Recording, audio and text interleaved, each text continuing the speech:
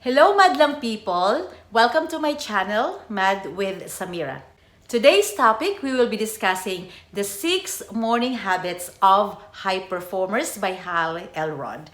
So what I have done, guys, is that I have encountered a podcast by Hal Elrod. In-interview po siya ni Pete Mukates, awesome@yourjob.com. So mamaya, I am going to put the link down below para pwede nyo pong i-visit yung kanyang website and you can download a lot of useful tips that you can implement back either at your workplace or for your personal development. So please stay tuned as isa-isahin natin yung kanyang 6 morning habits of high performers.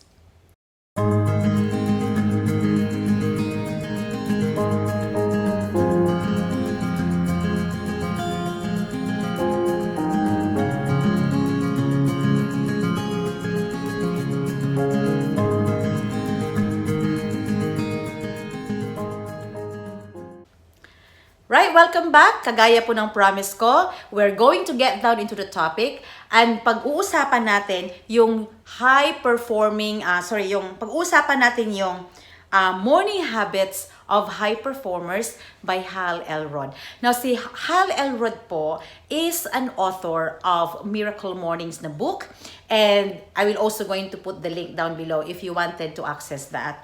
Para just in case you wanted to read it on, feel free, napaka-useful po ng kanyang mga tips. Now, let's get down to the topic. Ang sabi nga niya is 6 habits, right? So, it's S-A-V-E-R-S. So, savers. So, ang pinakauna niyang sinabi is that early in the morning daw, you have to practice a moment of silence. Okay? Anong ibig sabihin nun?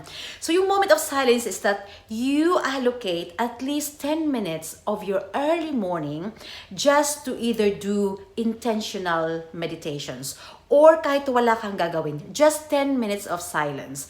Now, in my wellness program, I called it headspace. So, anong ibig sabihin yan? You're creating a space in your brain para magkaroon ka ng more creative ways of thinking. Or how the brain works is that yung ating prefrontal cortex is responsible siya sa mga deep thinking. And then, pag hindi mo siya masyadong ginagamit, like when you're taking a shower, or you're driving, or like you're biking, something that you're already, or unconscious competence, so mas less ang energy na ginagamit niya for thinking. And minsan daw, while you're taking a shower or while you're driving, mas maraming creative ideas ang magpa-pop up. So I'm not sure if you've experienced that, but I definitely have experienced that. So habang either I'm driving, ang dami kong naiisip ng mga bagong ideas.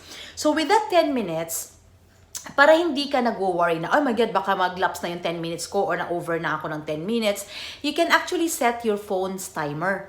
So, 10 minutes yan, mag-a-alarm yan pag natapos ka na, just spend that time being silent, either listening to an instrumental music or nothing, listening to just surrounding, depending what works for you. The most important is you will set your intention, and your intention is to clear your head. And the reason why we do that is because we wanted to prepare our body and our mind for the whole day or what's to come. Okay, so start with positivity, being grateful, and then set your intention, and then 10 minutes of just less brain work. Do creative ideas. Maybe you tap on wisdom. Maybe you tap on your spirituality. Whatever works for you guys. Okay? Now, move on tayo sa kanyang tip 2, which is A for affirmation. Anong ibig sabihin? I was very surprised with this one. Alam niyo kung bakit? I have been a fan of positive affirmation. And what I do in the evening is that I turn on to my YouTube library and pinapakinggan ko yung affirmation. I am great. I am a money magnet. So, ginagawa ko siyang ganyan kasi nga, that's what I know. Now, with Hal, ang sabi niya, that's not the right way daw to do the affirmation. Bakit? Ang sabi niya rito, do not trick yourself in believing on things that you are not. And to be honest with you, it really resonates with me. Kasi every time na ikinig ko na, I am beautiful, I am rich, I am a money magnet, yung aking subconscious, parang sinasabi, hindi naman ganyan. So, Paragi siyang nagko-contradict, and it's really difficult for me to do the affirmation kasi nga, there are affirmations that I really don't believe in. So, agree na agree ako kay Hal nung sinabi niya, do not trick yourself or your brain in believing into something you are not.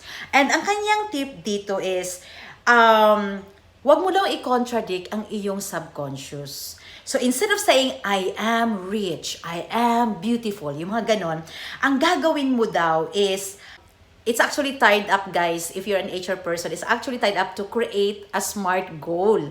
Pero sa kanya, ang ginawa niya to is, he's given 4 tips. One of the tips na sinabi niya is, affirm what you are committed to do.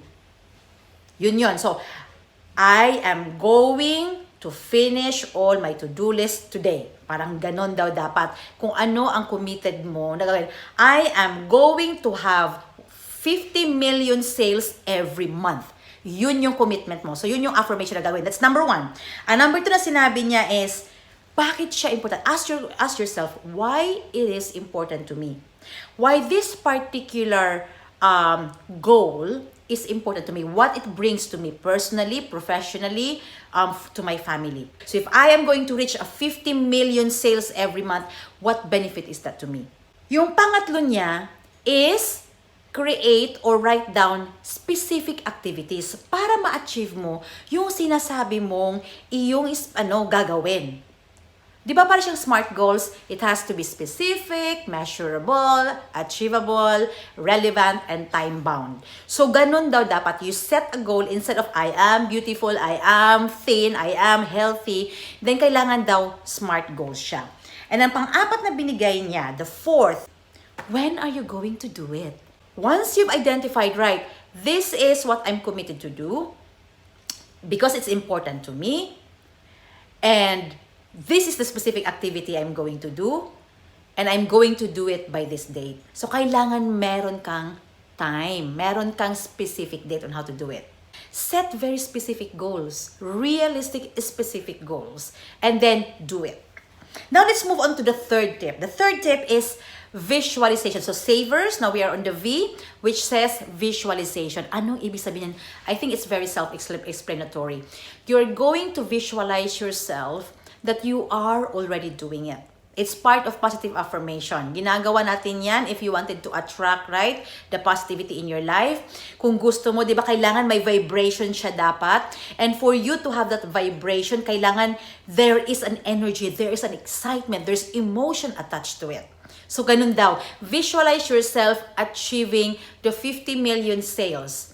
Or visualize yourself being beautiful. Or visualize yourself being healthy. That you achieve the weight goals that you've been wanting. So, visualization is very important. Bakit? It's not that you're tricking your brain into something that you are not or nag-i-imagine ka lang. But it's because you are creating that vibration. That emotion of happiness, of that feeling na meron na siya para sa'yo. Now, let's move on to E. The exercise. Now, ito medyo nahirapan ako nito. Kasi I really don't do exercise. You don't have to change your schedule ng if you are an evening person where you're doing exercise, it's okay. Pero dapat daw in the morning, at least spend lang ng kahit 7 minutes. 7 minutes of movement. O kung hindi mo kaya ng 7 minutes, 5 minutes. Kung hindi kaya ng 5 minutes, 2 minutes, at least move. Pwede kang sa upuan mo when you sit para mag-review ng iyong mga to-do list for the morning. Do a little bit of stretching, movement daw. Kasi it's very important that you have the energy in the morning. It's very difficult for people na kagaya sa akin, pero I am going to try it. I'm going to do probably at least 5 minutes of stretching or movement. And let's see how it goes. So I will encourage everyone to do that as well. A quick jump, a quick, run, or a quick brisk walk, something. Breathing, stretching. But at least do it in the morning. So that's the E for exercise. Now, the 5th one is R. Now, this is my favorite. Kasi ang sabi daw niya, you have to spend every day at least a time for reading. So, depende na how your day works and what works for you. Sa akin kasi it's always in the evening. Bakit? Maliban sa pangpatulog ko siya. Kasi di ba if you are reading, don't read using your mobile or yung nag-i-emit ng blue light.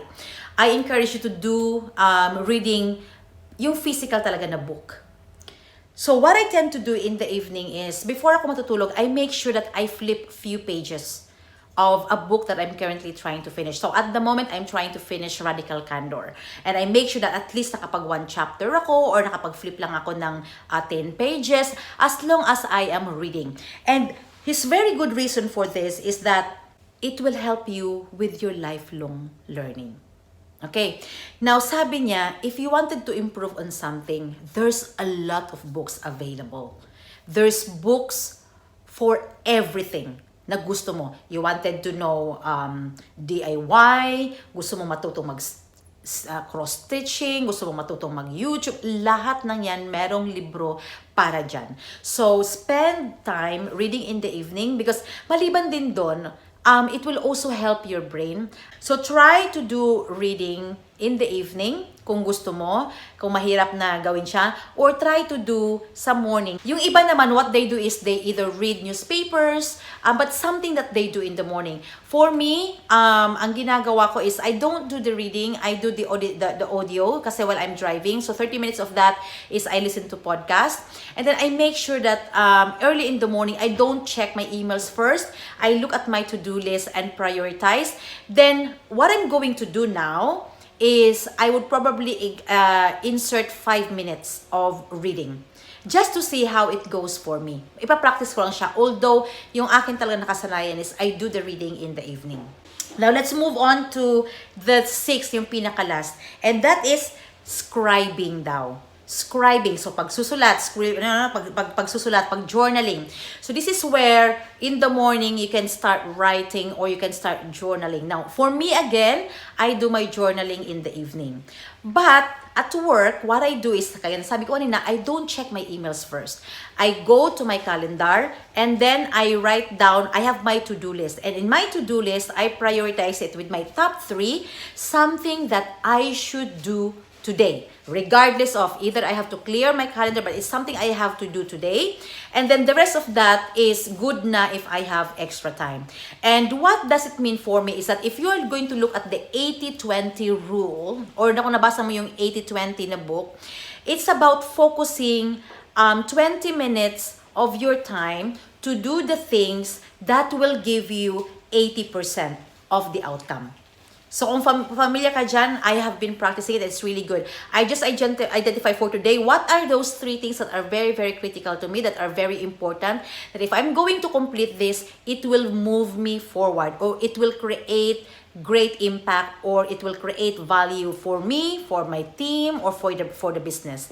So, yun yung ginagawa ko. And that's what he's doing as well. Create a to-do list, have top 3 priorities that will make an impact of your day. Also, sinasabi niya sa morning pa lang, write down already what you are grateful for. Isusulat mo daw siya kasi siniset mo na yung tone for the rest of the day. Kasi pag sinasabi mo, I am grateful for today because it's gonna be a great day because I will blah, blah, blah. So kung ano man yung siniset mong goals, you have already set it na you're going to achieve that today. So yun yung sinabi niya. It starts with positivity in the morning. And then, what I would like to add in on that is, if you've done it in the morning, I would encourage you in the afternoon or in the evening as you wrap up the day, or if you're wrapping up with your team, is that try to ask yourself, what is something good for today? Anong nangyari ngayong araw na to that you should be grateful for? And then, was it a good day? Try to ask the question, was it a good day for me? Or ask your team, was it a good day for them? Now, you have to be very clear on how they're going to identify what is a good day. So for us, ang good day for us is if we are able to do the critical things that we said we are going to do today. That means we have a good day. But to wrap it up, ang pinaka-importante talaga is as early as you wake up in the morning, you always have to start with a positive mindset. And you start with great intentions that today will be a great day today and you're going to be the best version of yourself.